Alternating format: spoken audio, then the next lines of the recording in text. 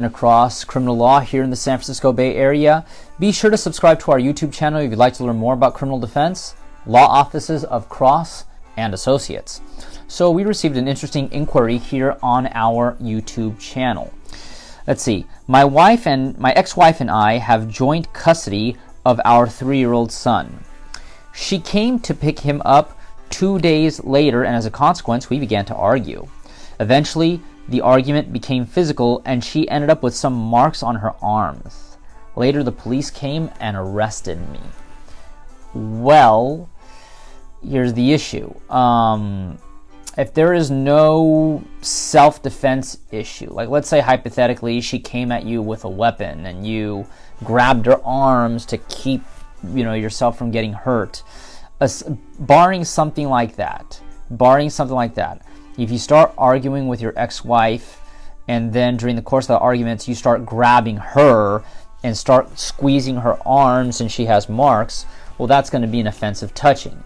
And because there is a traumatic condition, because you could actually see the marks or bruises or whatever, well, the DA will file a felony 273.5, domestic violence.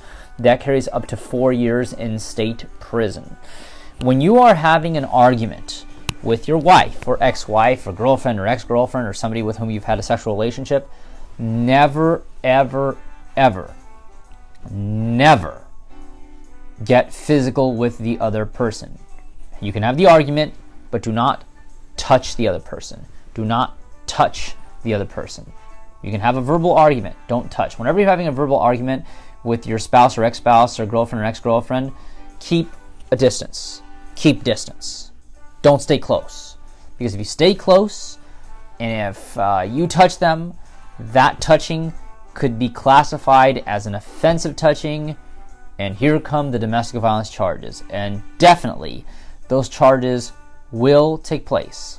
Definitely those charges will take place if the victim clearly has marks, bruises, welts, cuts, broken bones, any of that stuff.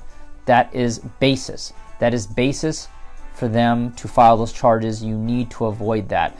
Like I said, the best defense in a situation like that would be self-defense, but barring that, it's going to be necessary to have a conversation with the DA's office to see what can be done to resolve the matter. But you have to be very, very careful in these situations, especially if you're not a U.S. citizen, because if you're not a U.S. citizen, this is a type of offense that could result in deportation, exclusion from the United States, and denial of naturalization. Regardless, if you'd like to learn more about criminal law here in the San Francisco Bay Area, be sure to subscribe to our channel, Law Offices of Cross and Associates. But if you've been accused of having committed a crime, be sure to give us a call at 1-800-862-7677. Once again, 1-800-862-7677. We'll see you then.